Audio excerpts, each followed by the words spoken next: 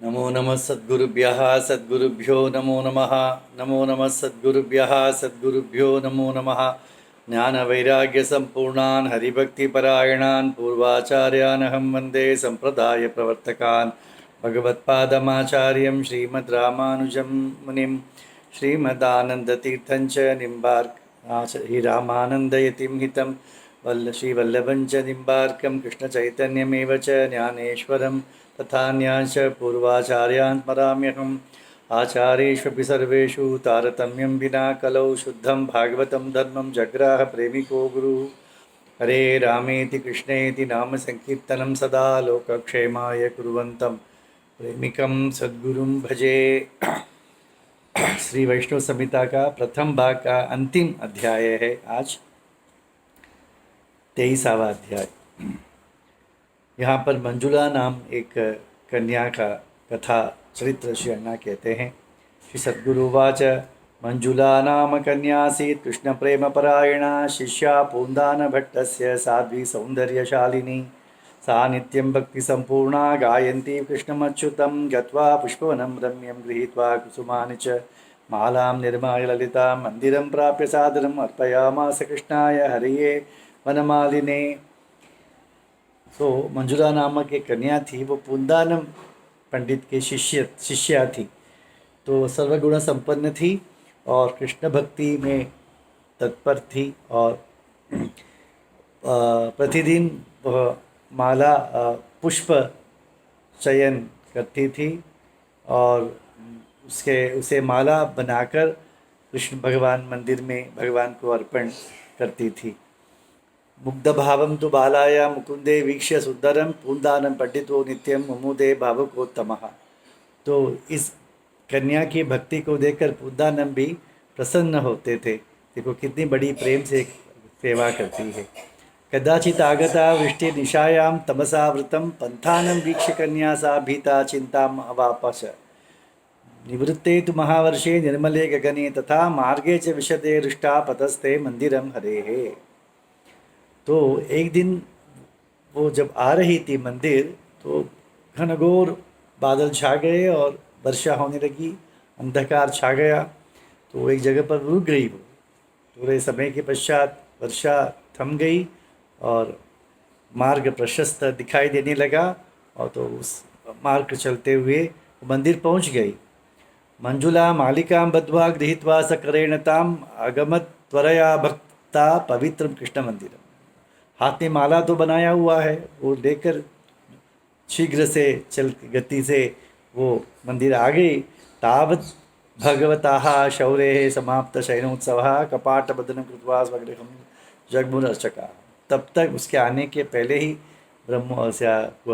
डोलोत्सव शयनोत्सव हो गया और मंदिर का कपाट बंद करके पुजारी अपने घर चले गए।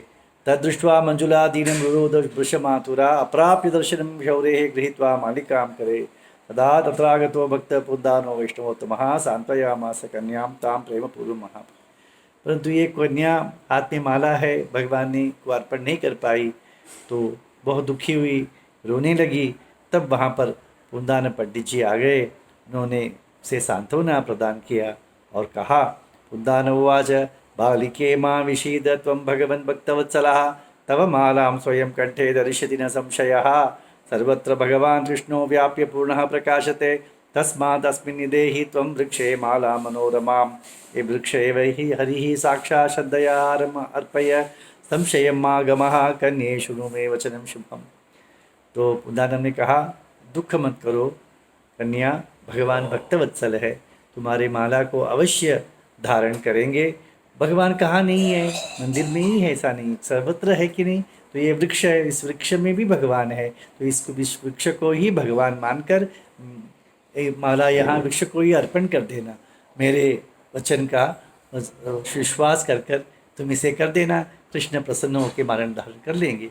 सद्गुरुवाच इत्युक्ता मंजुला सापि मालिकां प्रेमपूर्वकं वृक्षे समर्पयामास स्मरन्ति नन्दनन्दनं प्रातः प्रबोधनं चक्रुः कृष्णस्य परमात्मनः। कृष्णकंठे मालिका सा विरेजे मंजुला अर्पिता। तो अपने गुरुजी के वचनों को सुनकर वो उस कन्या ने, मंजुला ने वृक्ष को माला समर्पण कर दिया। और सुबह जब मंदिर में प्रबोधन सुप्रभात हुआ, सब लोगों ने कृष्ण के कंठमर वही माला को देखा। तदृष्ट्वा विस्मयं प्रापुरर्चका विष्णुवोत्तमाः मञ्जुलां प्रेमसम्पूर्णां तुष्टुः कृष्णवल्लभां सापि कन्या हरे लीलां विलोक्य करुणानिधे प्रविष्टा भूजगो कृष्णं बाष्पपूरितलोचना। तो अर्चक पुजारी सब आश्चर्यचकित रह गए कि माला यहाँ पर कैसे आ गई करके। तो तब मंजुला थी वहाँ पर, उसने कहा कि कल ऐसे ऐसे हो गया था करके। मंजुला की भक्ति को भी वे सराहना करने लगे और भगवान की करुणा गुण का भी गुणगान करने लगे।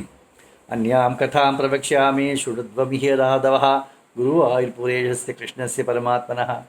अब श्री सद्गुरु कहते हैं मैं आपका और एक लीला सुनाता हूँ गुरुवायुर भगवान का।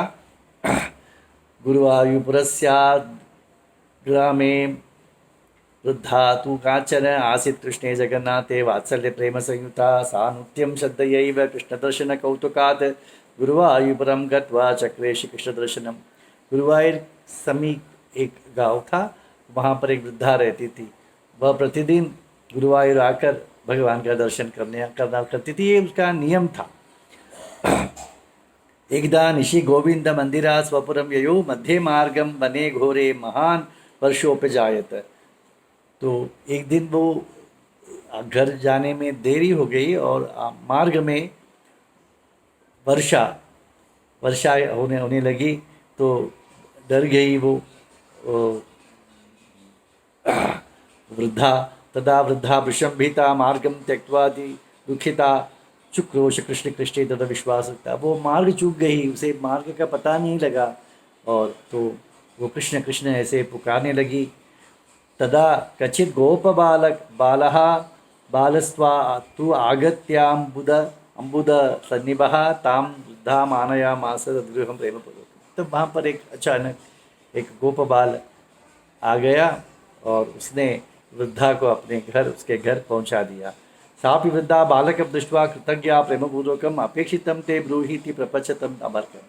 तो घर पहुंचकर ही उस कृतज्ञता पूर्वक उस वृद्धा ने उस बालक से पूछा तुम्हें क्या चाहिए बालक, बताओ मैं तुम्हें दे दूंगी।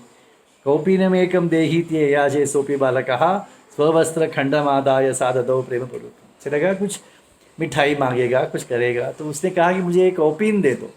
तो तुरंत उस वृद्धा ने अपने कपड़े में से अपने वस्त्र में से एक थोड़ा सा काट कर चीर कर उसे कौपीन दे दिया। प्रातः बोधनम चक्रु अर्चका मंदिरे हरे तदा नितंबे कृष्णस्य कौपीनम ददृशुर्वनम कथमेतदिति स्मृत्वा ते प्रपुच्छुः परस्परम तदा तत्रागत वृद्धा स्ववृत्तान्तं विजिज्ञपत। तो सुबह प्रबोधन के समय देखा तो रात को वे कौपीन बांधते हैं भगवान को, सुबह देखा तो वो कौपीन बदला हुआ है, कैसे हुआ, ऐसे आश्चर्य हुआ अर्चकों को, पुजारियों को। तब वो वहाँ वृद्धा आई, उसने कहा कि ये सब घटित वृत्तांत उसने सुनाया। ते सर्वे परमाश्चर्य मुग्धाः कृष्णं पतुष्टुः सापि वृद्धा कृष्ण भक्ता नितरां मुदिता भवत्। तो वृद्धा भी प्रसन्न हो गई, मेरे कल वो आया हुआ बालक कृष्ण ही था, मेरे कौपीन उसने हरण कर लिया है। सभी आश्चर्यचकित हो गए।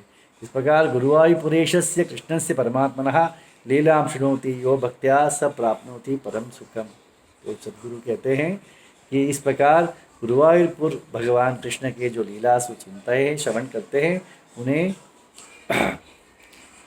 परम सुख प्राप्त होगा। परम सुख क्या है? परम सुख कृष्ण भक्ति ही परम सुख है, तो ये प्राप्त होगा। ऐसे सद्गुरु आशीर्वाद फलश्रुति करते हैं। तो इससे आज से वो प्रथम भाग समाप्त हुआ। अब हमें दूसरा भाग लेना चाहिए।